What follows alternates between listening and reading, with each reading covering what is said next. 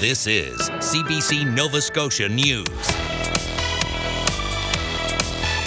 Glace Bay gunfire. A series of drive-by shootings has residents on edge. Tobacco money. The Canadian Cancer Society calls for Nova Scotia to put millions from a historic settlement towards smoking prevention.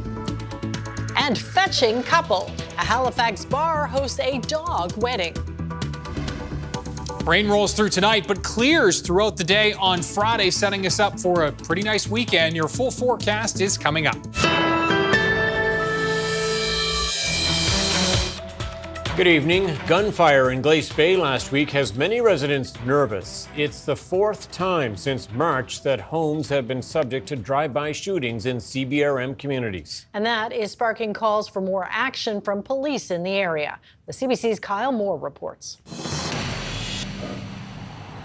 It's been almost a week since gunshots were fired at a home on Cameron Street in Glace Bay. Cape Breton Regional Police say the shooting is not random and the people involved are known to each other. But that's little comfort for CBRM councillor Dave McKeegan. Even though the police believe this to be not random, bullets do not choose their targets.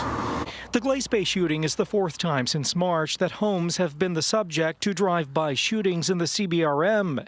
There were two shootings in Sydney Mines this spring and another near Sydney a month later. Our residents, we deserve more than to be living in fear. We need real action immediately to have these drug houses shut down so our residents can live a normal life. No one has been injured in the drive-bys, but a man was fatally shot earlier this year at a home in Whitney Pier. Chief Robert Walsh says police are investigating the incidents, but acknowledges some witnesses are afraid to come forward. We have focused dedicated resources on these investigations, and we have suspects in some of them. But what we really need is the cooperation of the victims and the public to come forward, or at least provide information to us to help us successfully lay charges and prosecute. The federal government announced it is buying banned assault-style firearms from gun owners, said it's starting with a pilot project in Cape Breton. But Chief Walsh says it's hard to know whether it will help in these situations. I can't disclose details of an active investigation as it relates to the make or model of the firearms involved, but it is top of mind with us that it is a concern to the public, and I want to reassure the public that we are doing everything we can as a police service. Dave McKeegan is holding a public meeting on crime in Glace Bay on Sunday, and the police chief says he plans to be there. Kyle Moore, CBC News, Glace Bay. Both Halifax police forces are asking for new positions in their budgets for next year. The RCMP want more officers to handle intimate partner violence, and Halifax police say more 911 dispatchers are needed. Haley Ryan has more. Halifax RCMP and Halifax Regional Police brought their budgets for next year to the city's police board on Wednesday. The Mounties are asking for 2 new investigators for the intimate partner violence unit, bringing it to 4 people. The province has declared IPV an epidemic in Nova Scotia. There were 418 cases within Halifax RCMP territory this year as of July, nearly double the amount from the same time last year. We're striving to be in the prevention stage. However, there is the investigation, the specialized investigation that are complex and of vital importance and urgency that we need to be able to do those fast and effectively. The RCMP say the recent spike in cases is because files are now properly recorded as IPV. This year's RCMP high-risk files were about 100 as of July, nearly doubling from 3 years ago. The Mounties' total request for 9 new officers runs about $1.8 million, including a new community station for Eastern Passage. Halifax Regional Police say they need 8 new civilian 911 call takers. They also dispatch Halifax Fire and RCMP. The chief says the unit is using mandatory overtime to meet staffing levels. For me, this is a public safety service enhancement that extends the entirety of HRM. The public can weigh in on both budgets at a virtual meeting on October 6th. The board will make a final decision in late October. Haley Ryan, CBC News, Halifax. The province has tabled new legislation which will allow municipalities to reduce taxes when homes are destroyed by natural disasters. The Municipal Modernization Act also includes a new bill which will allow the province to designate a priority transportation coordinators to support major projects. It's our belief and our goal, I think we've stated it many times, that our province is going to grow. I think that recognizing that growth and recognizing how important transportation is to that, we felt the need as a government to make this step. The legislation also provides the minister the authority to designate a childcare facility area as needed. The province also plans to raise benefits for injured workers and cut the premium it charges employers. Karen Adams, the CEO of the Workers' Compensation Board, says the changes are possible because the system has reached good financial standing after being underfunded for most of the past 3 decades. WCB is finally on the right path. So much so that the government is able to introduce an amendment to restore benefits to workers injured on the job. Thousands of Nova Scotians will see their benefit checks increase to keep up with inflation. Nova Scotia currently adjusts worker benefits each year at 50% of the Consumer Price Index. It plans to bump that up to 100%. The changes take effect in 2027. Nova Scotia's energy minister says his department is looking to redo a call for new onshore wind farms. It comes after 4 projects backed out of deals that were struck earlier this year. The minister says they dropped out because of market instability. The projects were part of a program called Green Choice that was supposed to supply renewable energy to some of Nova Scotia's biggest consumers, including the provincial government. It takes a little bit of nimbleness, but the Nova Scotia government was the largest customer. And so what we've done is we've said we'll defer our green energy to the next procurement, which means the 2 projects going ahead will cover 95% of the customer's energy needs. Boudreau says a new procurement will happen soon, but did not offer a concrete timeline.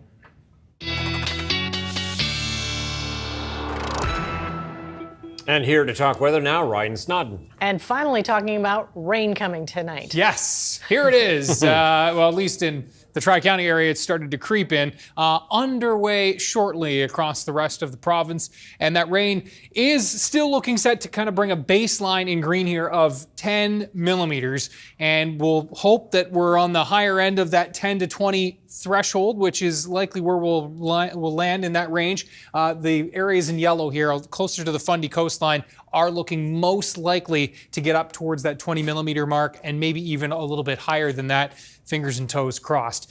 There's the system that does track in through this evening. It's for the most part overnight tonight. Not only the rain, but some gusty southerly winds. We could see gusts in the 50, even 60 kilometer per hour range, especially along parts of the coast, in through northern areas. And there's a lace wet wind warning in effect. Gusts could top 100 kilometers per hour there for Friday morning. We're clearing out. The weekend looks nice with high pressure moving in just in time. We'll talk about that with your full 7-day forecast coming up. Tom and Amy. Okay, lots of good news. Yeah, thanks Ryan. Thank you. A North Preston man has been waiting since February for organ transplant surgery in Toronto to treat life-threatening diabetes. Pancreas transplants are no longer offered in Nova Scotia, so Samuel Provo-Benoit had to refer himself to the clinic. His story is shedding light on the hurdles patients face to access out-of-province care.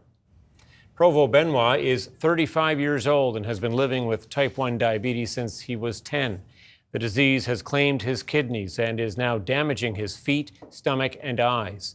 He found out about a life-saving pancreas transplant surgery by chance when a doctor he'd never met before mentioned it in passing. How come they're not educated about this? How come they can't refer their patients to this program? How come the patients have to do this themselves when we're already dealing with the fact that we have a life-altering sickness? Now you have to add this stress onto your plate as well. The transplant team in Toronto welcomes self-referrals from diabetics in Atlantic Canada. The surgical director of the program says 3 to 5 patients from the East Coast are accepted for pancreas transplants each year, but then end up being turned away when their physician back home refuses to sign off on the procedure.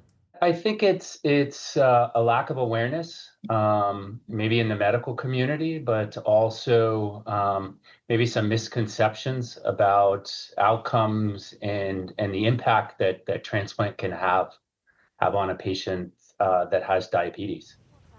Last year, Dr. Reichman started traveling to the Atlantic provinces to meet with doctors to explain the power of pancreas transplants. Provo Benoit's specialist has signed off on his transplant. The IWK Health Center, the region's major children's hospital, is disputing President Trump's claims that the use of Tylenol during pregnancy is linked to autism. In a statement released today, the hospital says IWK Health continues to follow the evidence-based best practices of credible Canadian medical bodies, which continue to recommend acetaminophen as safe and appropriate first-line option for managing fever and pain during pregnancy. The hospital goes on to say there is no conclusive evidence of a causal link between acetaminophen use during pregnancy and autism. Nova Scotia has started receiving payments from an historic legal settlement with tobacco companies. The province received its first payment of about $200 million last month.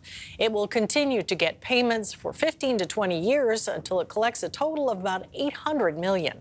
Rob Cunningham is a policy analyst with the Canadian Cancer Society.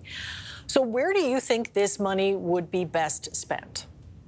Well, to have the greatest impact would be to ensure that a significant proportion of these new tobacco lawsuit settlement funds goes to strengthen Nova Scotia's tobacco control strategy. Smoking tobacco remains the leading preventable cause of disease and death in the province. The rate of smoking, the rate of youth vaping in Nova Scotia is notably above the Canadian average. We have a lot of work that remains to be done.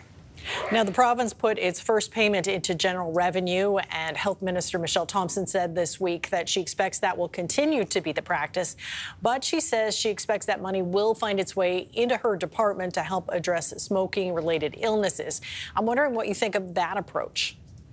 Well, it is every year, every July, Nova Scotia and other provinces are going to receive annual payments as part of this settlement.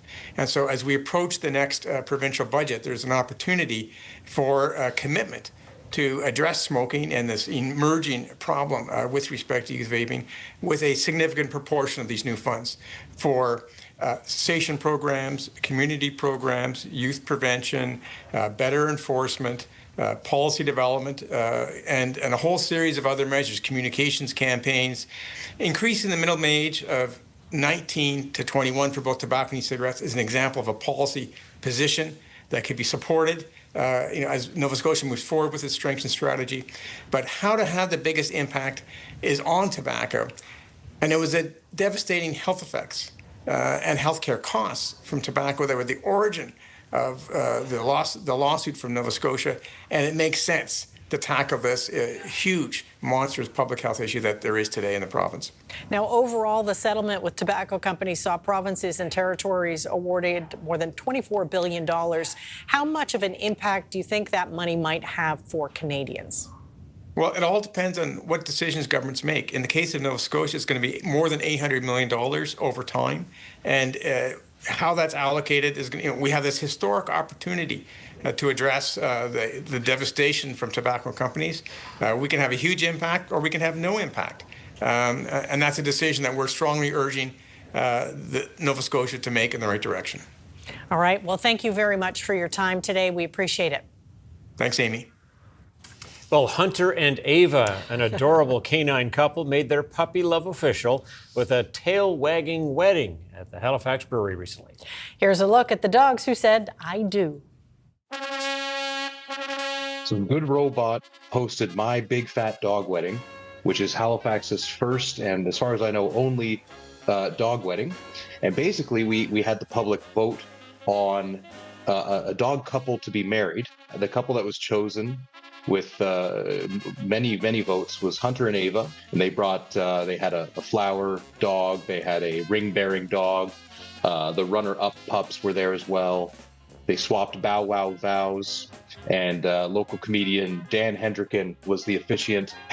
So he hosted the ceremony, which was an absolute blast.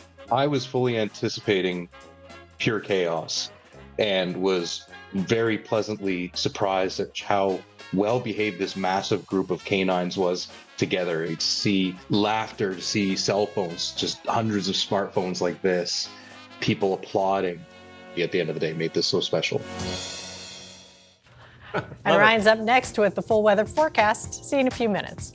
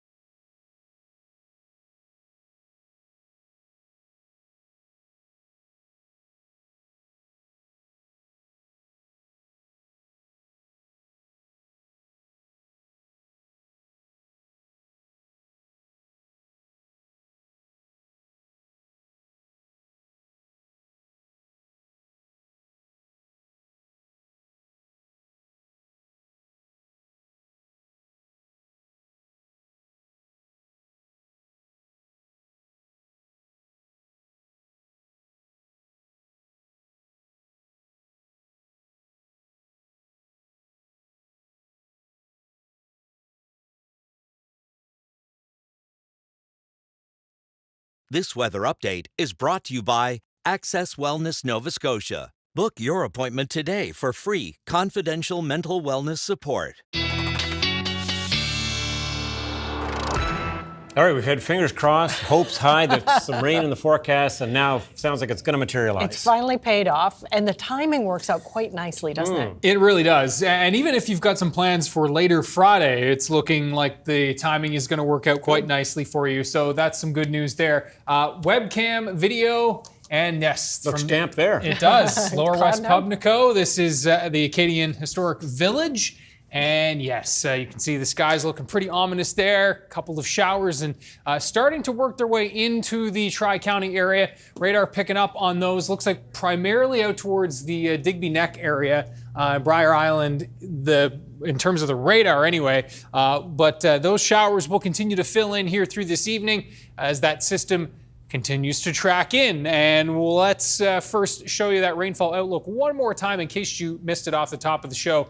And this area in darker green, this is where we're most likely to see the baseline of 10 millimeters to as much as 20 millimeters, and that's pretty much the entire province, which is great. And these areas in yellow closest to the Fundy coastline are best chances of exceeding 20 millimeters, and so that's good news there as well. The Glace wet wind warning is in effect for Friday overnight and into early Friday morning, where we're going to be seeing some gusts upwards of 100 kilometers per hour. Strongest gusts will track in from west to east through this evening. Widespread gusts in the 50 to 60 kilometer per hour range, as you can see here. Some coastal gusts pushing up towards 70. North Shore, Eastern Shore, even into the metro area, and for Cape Breton as well. Likely to see widespread gusts there, 50 to 75, even 80 kilometers per hour on Friday morning, with gusts to 100, as I said, in lace wet winds. The winds becoming westerly throughout the day on Friday and easing. For tonight, temperatures quite mild indeed with the system coming through and those gusty winds. Overnight lows in the 15 to 17 range for the mainland, 12 to 14 for Cape Breton. In terms of the timeline of the rain, it all tracks in for the most part overnight tonight, even by 6 a.m. Friday morning. Lingering bands of rain, but the bulk of the wettest weather will already be over central and eastern areas by Friday morning. We'll look at scattered showers throughout the morning and then tapering off from west to east throughout the late morning and early afternoon hours. Cape Breton, perhaps mid-afternoon Friday, and we will start to see some sunny breaks, especially over the western half of the province. Temperatures on Friday ranging between around 20 to 22 degrees for Cape Breton. And again, those winds very gusty in the morning and then tapering off to a southwest wind gusting to 50 kilometers per hour into the afternoon. Similar story with those winds, quite strong and again-ish down through Guysborough County in the morning, easing into the afternoon.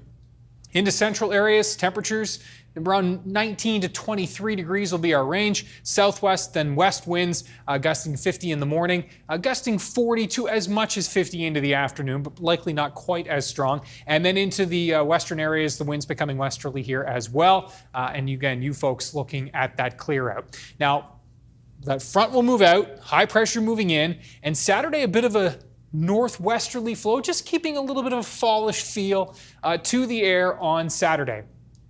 Temperatures 17, 18 degrees for the North Shore and into Cape Breton. And back into the mainland, you can see temperatures ranging between about 19 to 21, but Saturday looks really nice. Sunday looks really nice as well. Temperatures into the, looks like 18 to 22 range, coolest in onshore winds, but most of us will be into those low 20s.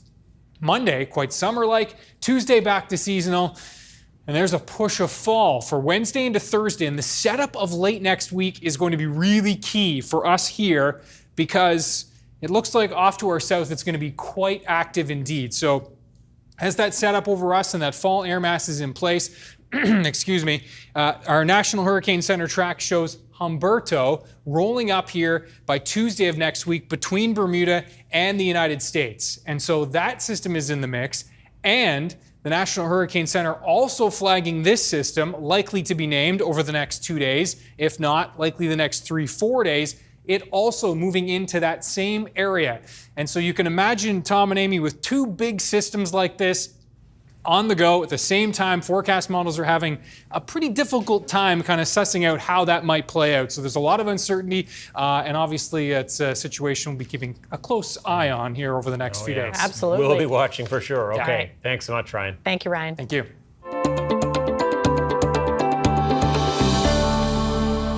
Well, if you make anything with chocolate, you may have noticed it's become more expensive. The cost of cocoa is going up. And for people who use it for a living in the Maritimes, that's eating into their bottom line. The CBC's Stacey Janzer has more.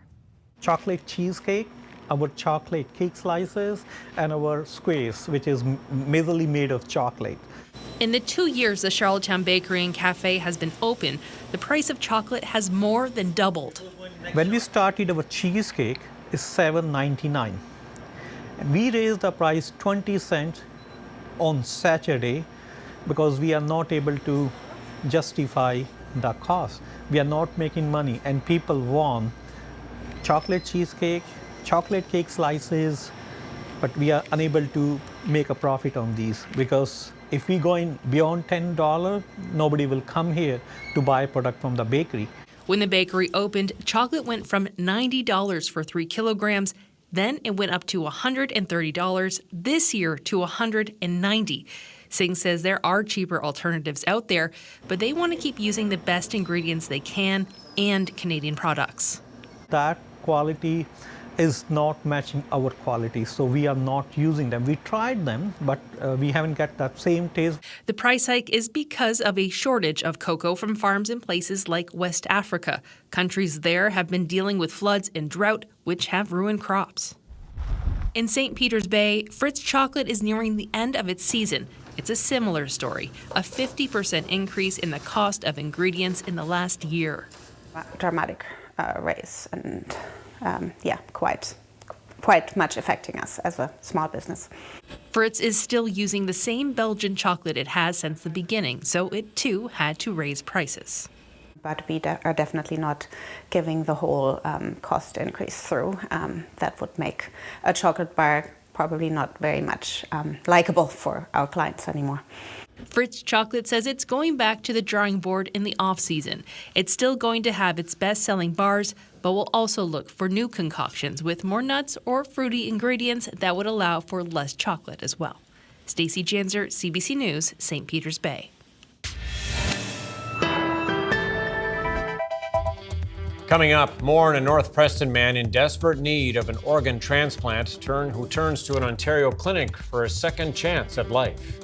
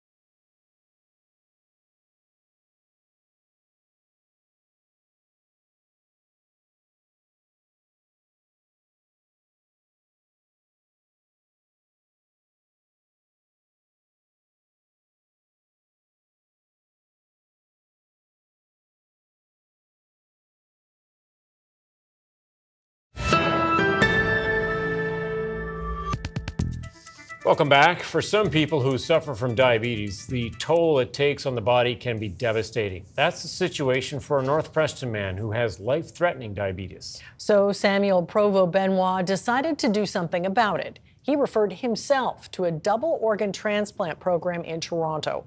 It offers pancreas transplants, which is considered a functional cure for diabetes. He's one of the lucky ones. As the CBC's Elizabeth Chu tells us, other patients from Atlantic Canada have been denied this surgery. 35-year-old Samuel Provo-Benoit lives with his grandmother in North Preston. He should be in the prime of his life, but he's so sick from living with type 1 diabetes since he was 10 years old that his kidneys have almost stopped working. Now he's waiting for a call that he hopes will save his life. But every day, literally every day, from the moment I open my eyes, I'm like, this could be the day. This could be the day I get the call. But I'm looking at the same four walls. The monotonous days have turned into many months spent waiting for organ transplant surgery to free him from the disease that's threatening his life.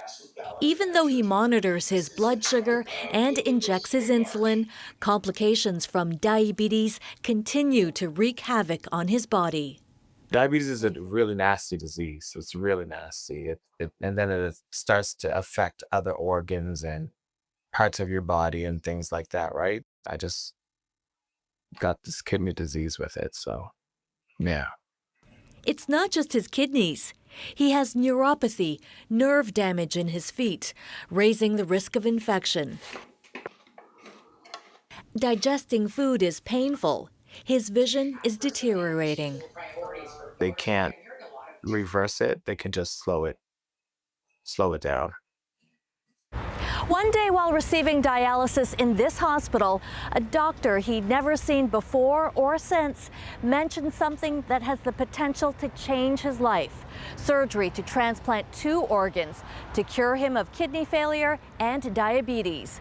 The catch? The surgery isn't available in Nova Scotia. He said the KP program is a kidney pancreas program that's offered in Ontario, and they will transplant a kidney and a pancreas for you. He just knew that much, and that I had to self-refer myself. The hospital wouldn't refer myself to this program. So as soon as he left my little ward area where I went on my phone and I Googled it. You Googled it? I Googled it, yeah. What he found was Toronto General Hospital's Ajmera Transplant Centre. He called and referred himself, successfully making it onto the transplant wait list. I didn't know all of the steps and the workup and stuff that it took for a transplant to actually happen. So yeah, it was scary at first, very nerve-wracking. This proactive approach is frowned upon by Nova Scotia Health and Wellness. In a statement, the department says patients cannot self-refer to the program and that their Nova Scotia specialist must make a referral to MSI, demonstrating the medical necessity of the procedure and committing to post-operative follow-up care once the patient returns. Provo-Benoit is one of the lucky ones. His kidney doctor in Halifax signed off on the plan and agreed to provide follow-up care. At Toronto General, the surgical director of the program is Dr. Trevor Reichman. He says from Atlantic Canada, 3 to 5 patients a year get in touch, are eligible for surgery, then discover their doctor back home won't approve the plan. Without that, provincial health plans won't pay for the surgery, and that forces him to turn those patients away. Dr. Reichman says it's because of doctors and bureaucrats who are unaware that pancreas transplants have the power to transform lives. We would like to, I guess, think of it as a functional cure.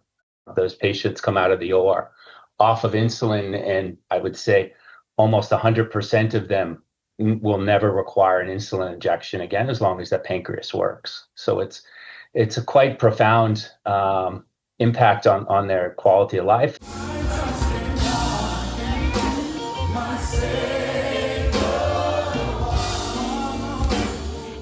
a financial burden from out-of-province care, Provo Benoit organized his own benefit concert.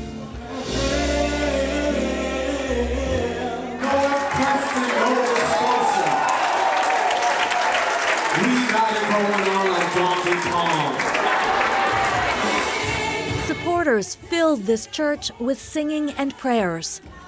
Provo Benoit's friends, family, and community opened their hearts and their wallets. It's okay, it's okay. I laid in the hospital. In front of hundreds of people, he talked about the mental strain of struggling with a chronic, debilitating disease. I did not want to be here anymore. I didn't know if I was going to make it to the next day or not. And my friends rallied around me. Yes, yes. And they prayed for me. Yes. And they lifted me up and they encouraged me. Marco Simmons, one of many friends who answered the call. And this is where the community comes together.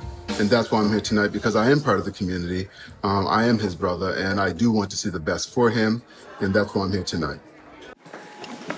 The only thing I have to throw in here is my toiletries when I get the call.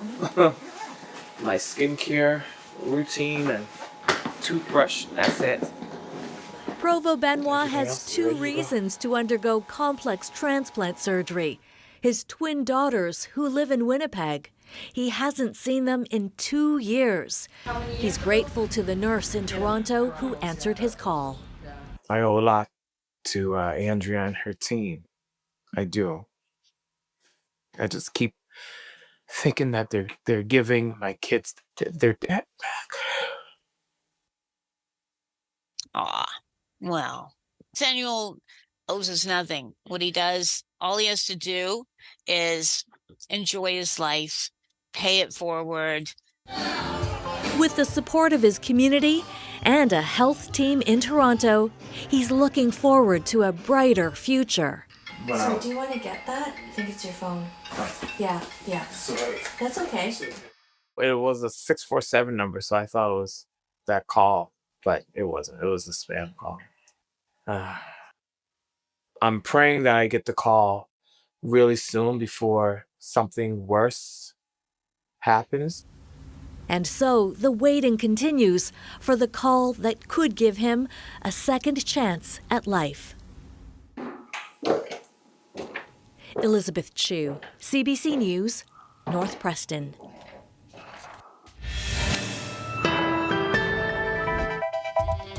Coming up, after Ottawa announces changes for Canada Post, the union representing postal workers says they are going on strike effective immediately.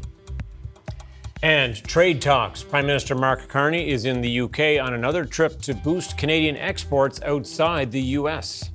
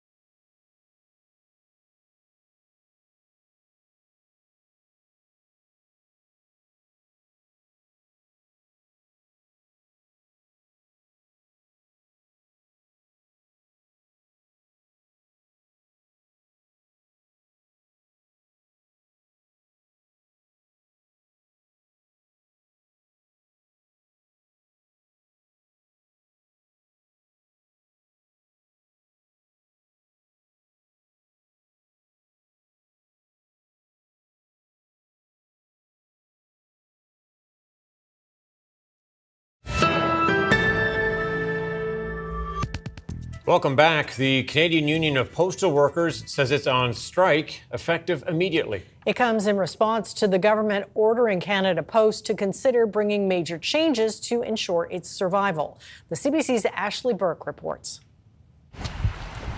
For over a century, Canada Post has delivered mail to some people's doors. But the government says it's now time to phase that out. What this announcement is about saving Canada Post. The minister responsible says Canada Post is facing an existential crisis. Canadians are turning to competitors to deliver their packages and aren't sending as many letters. The Crown Corporation now effectively insolvent, and Joel Lightbound says Ottawa can't keep bailing it out. We can't go on with Canada Post losing $10 million a day and Canadian taxpayers footing the bill. So he's directing Canada Post to end home delivery for the 1/4 of Canadians who still get it. That means moving 4 million addresses over to community mailboxes over the next 9 years. I'd rather have my mail delivered at my house because I don't have to walk. Mail should be mailed. You have your box in your house, done. I would be fine with it for us, but I worry about the people that aren't capable. Seniors and people with mobility issues can apply to keep the service. The government also recommends Canada Post move non-urgent mail by land, not air. That means letters will arrive within a week instead of 3 to 4 days.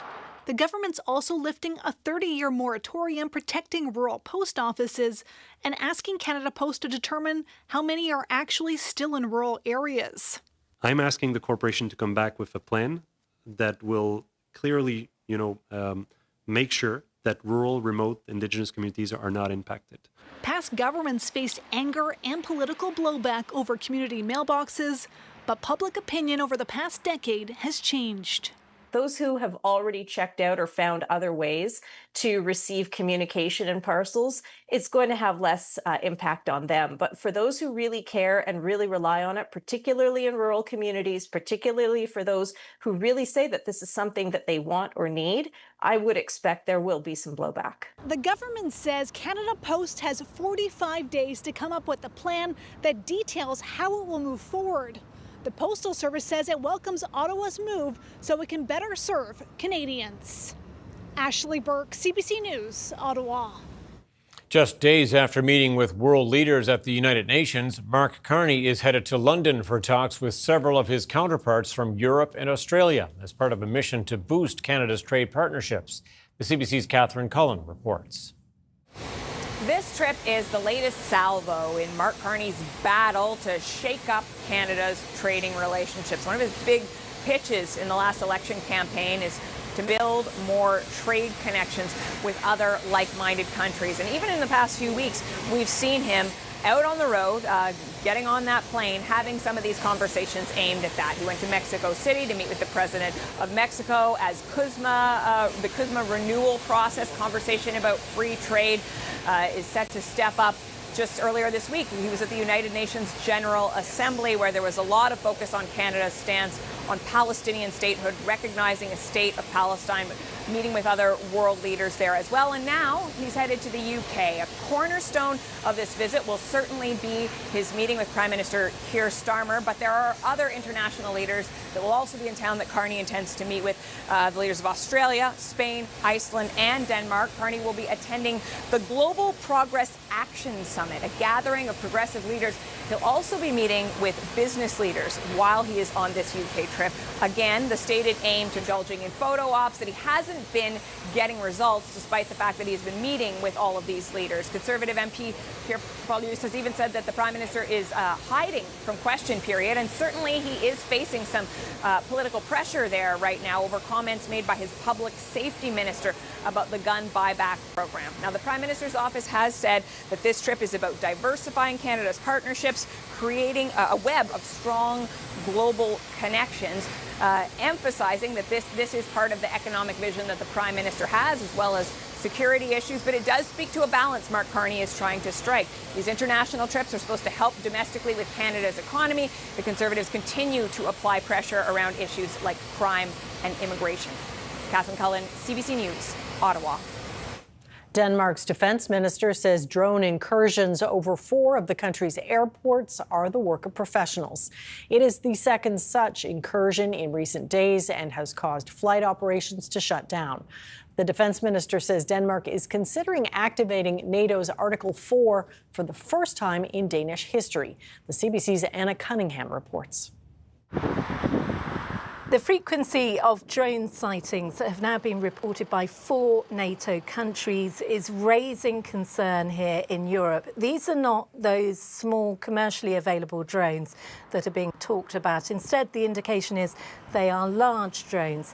Last night in Denmark, this was what was seen. In the distance, a green flashing light. The Reuters news agency says the time and location has been verified by them as Wednesday night at Aalborg Airport. It was closed for a number of hours. It's an airport that's used by the Danish armed forces. There was another airport also closed after drone sightings, and some were reportedly spotted near an airbase housing Denmark's F-16 and F-35 fighter jets.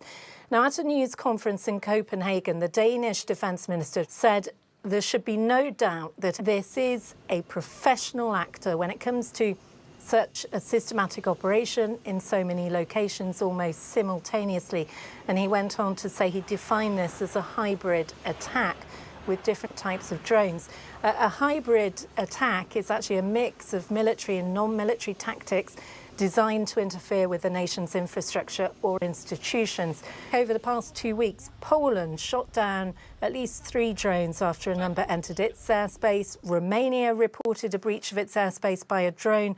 Copenhagen Airport in Denmark and also Oslo in Norway. The Danish Prime Minister Mette Frederiksen says Russian involvement can't be ruled out, but Russia's rejected this, calling it absurd. It says it's speculation and instead has suggested that these drone disruptions are a staged provocation to escalate tensions. Now, there is no evidence right now as to who is responsible, but certainly the number and the frequency of drones being sighted is raising concern across European nations. Anna Cunningham, CBC News, London. In the wake of several countries recognizing a state of Palestine, Palestinian Authority President Mahmoud Abbas has addressed the United Nations. He denounced Israel's military campaign in Gaza as a war crime and outlined a political course for Gaza after the war is over. The CBC's Sasha Petrusik reports. Our Palestinian people in the Gaza Strip have been facing a war of genocide. What we saw today was really an appeal to a group of countries and leaders who are pretty open to listening to what the Palestinians have to say. Abbas dealt with the whole question of Gaza. He wants that war to end. He said that Israeli troops should pull out after that point. All the hostages should be released, along with Palestinians who are in Israeli jails. He went beyond that, though, and he said that in the short term, after that is done, the group that he's part of, the Palestinian Authority, should take temporary control of the government of Gaza. Hamas would not have any role there, but this would be a temporary thing, and eventually the international community, and especially the Arab community, would help out, perhaps through some sort of a peacekeeping force that would help with the governing and the security in Gaza. The state of Palestine should take their full responsibility, starting with the Administrative Committee for the Gaza Strip, which is chaired by a minister in the Palestinian government, to manage the affairs of the Gaza Strip for a temporary period. All of this does mesh with what U.S. President Donald Trump has been proposing to Arab leaders over the past few days. We know he's been talking to them about some kind of a peacekeeping force, asking for contributions. So it's an open question whether this is going to appeal to the Americans, that maybe they'll want to work with the Palestinians and perhaps nudge Israel in that direction, or whether it will take Israel's side as it has for a long, long time. Sasha Petrusik, CBC News, Jerusalem. Chinese tariffs are creating frustration throughout the prairies. Canola farmers are bringing in one of their best crops in recent years, but they may not turn a profit on it. Alexander Silberman shows us how farmers are coping. Rob Stone is starting to harvest a promising canola crop. Mild weather helping his southern Saskatchewan fields grow abundant. It's a nice, tidy surprise. But this year's harvest, once ripe with potential profit, is full of disappointment. Chinese tariffs on canola are continuing to push down prices, with a nearly 76% duty on seeds imposed last month, cutting off Canada's second largest buyer, a nearly $5 billion market. It can be frustrating when you've got a strong crop. So these tariffs for you are the difference between turning a profit and breaking even? On canola, yes, and there's a lot of interactions on the farm balance sheet right now that are being affected by that. That really is the difference between profit, break even, or maybe a loss. Despite tariffs, canola prices remain historically high, but the costs of running a farm are rising too. The thing that has been paying the bills is barely making any money. This expert says many producers facing already thin margins are now left trying to avoid a loss. They might be looking at alternatives in the spring to grow something else, just because it's less expensive. Ottawa is offering financial relief, interest-free loans of up to $500,000. But industry groups say those measures fall short. If this thing drags out, farmers are going to need to be supported somehow to get them through this. The longer it flowers, the better the yield prospect. Choosing which crops to grow is becoming a challenge, the longer the trade disruption lingers. It's not simple, I get that, but it needs to be fixed. The federal government says it's committed to working with the industry to find solutions. But producers say all of the canola coming out of their fields needs market access now. Alexander Silberman, CBC News, Davidson, Saskatchewan. Canada's main stock index finished lower Thursday, weighed down by losses in the technology sector, while U.S. markets also dropped. Here's a look at the numbers as we head to commercial break.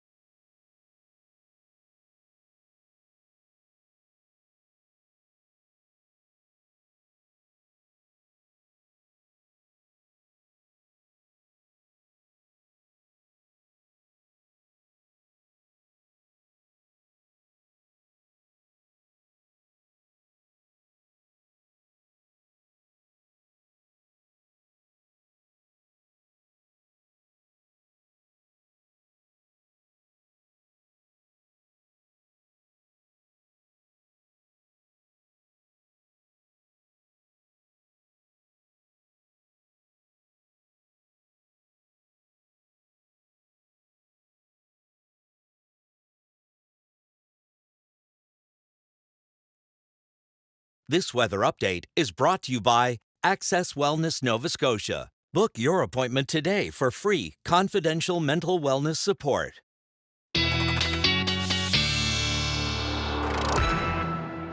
All right, we were in northern Nova Scotia last night about this time with our viewer pick. Wonder where we're heading tonight. Going on tour again? Going on tour again, and this one well worth the journey. Have a look for tonight. Where are we headed? That's the question. No, this is actually not far from Peggy's Cove. This is Eastover. And how about this? Fantastic. Holy smokes. Someone was very patient with that shot. Yeah.